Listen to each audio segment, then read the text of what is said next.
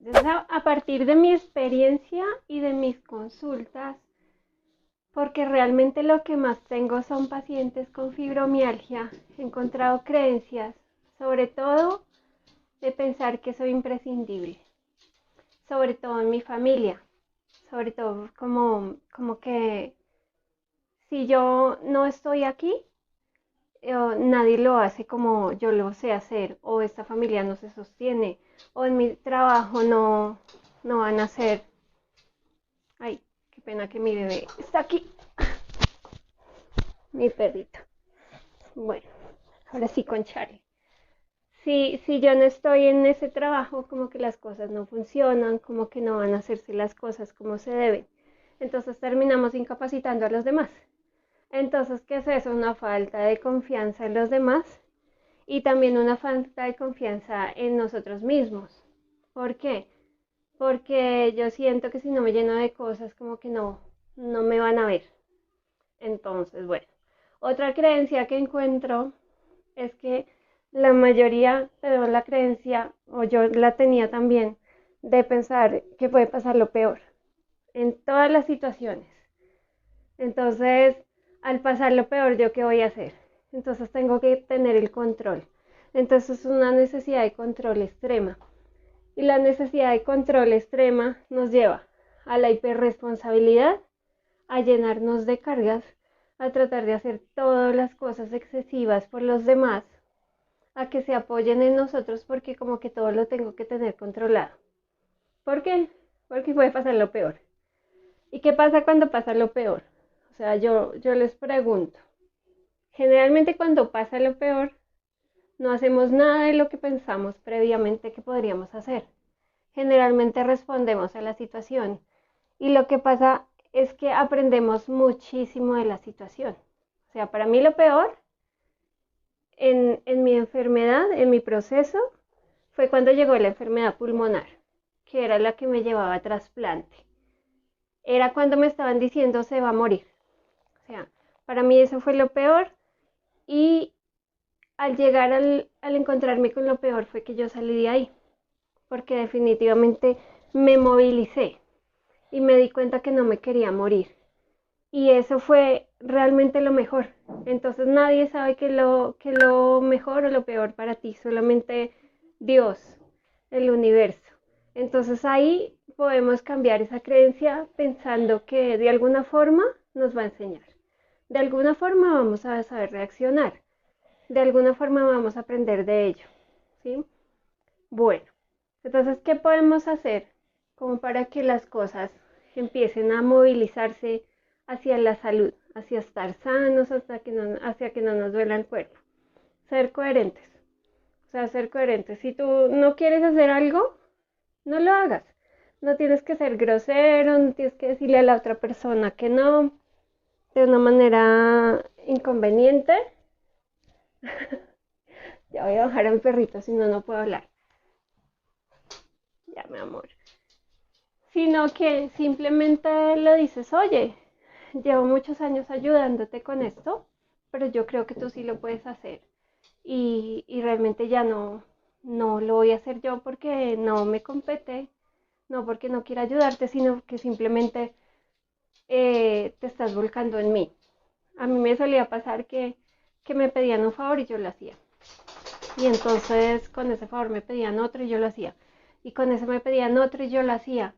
Y yo los hacía a todos. Y de pronto ya en el quinto favor les decía que no y la persona se molesta. Y eso para mí era terrible y entonces yo lo terminaba haciendo en contra de mi voluntad. Y no, ya simplemente en el momento que quiero decir no lo digo y la persona se soluciona sus cosas y aprende a hacerlo por sí misma. Entonces, sea mi familia, sea mi papá, sean mis hermanos, sean los que sean, si yo no lo quiero hacer, no lo hago. Si tengo la forma, ayudo. Si no, lo siento. Pero así me voy saliendo. Si no quiero estar en algún lado, no voy, no voy. Y ya prácticamente me conocen. Si me siento incómoda en un lugar, no estoy. Y soy coherente conmigo y me amo y me respeto primero a mí. Y si yo estoy en un lugar, saben perfectamente que yo quiero estar ahí.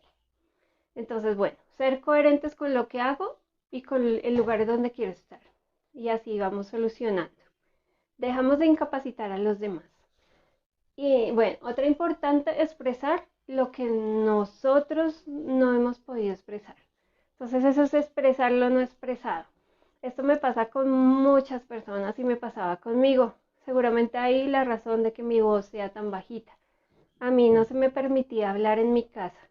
Si yo levantaba la voz, a mí me podía mi mami poner una cachetada para que no fuera grosera.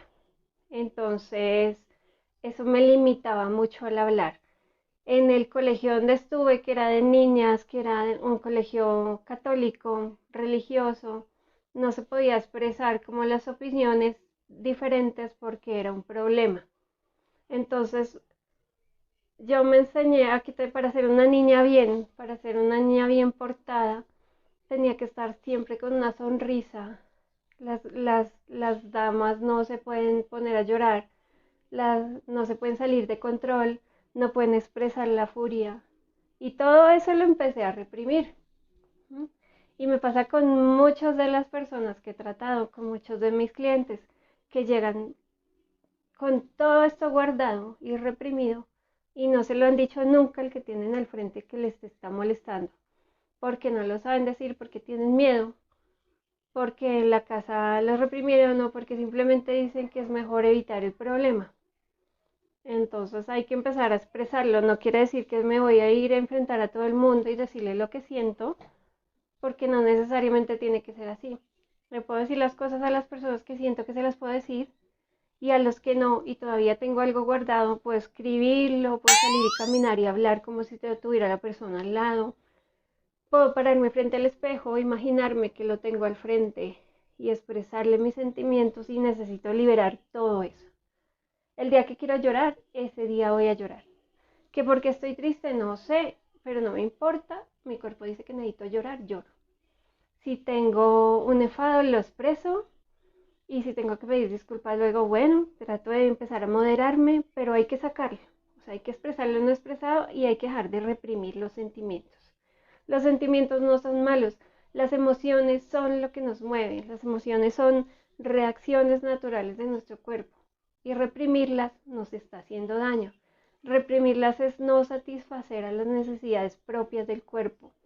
Y eso, con el tiempo, se va acumulando, se guarda y nos hace daño. Nos puede causar dolores de garganta, nos puede causar un dolor de cabeza. Todos reaccionamos diferentes. Pero, por ejemplo, las personas con migraña que no dejan de rumiar una idea, porque seguramente no la sacaron y no le dijeron a la persona en el momento, entonces pueden vivir con migraña toda la vida. Entonces así es esto. No solamente para la fibromialgia, para cualquier enfermedad.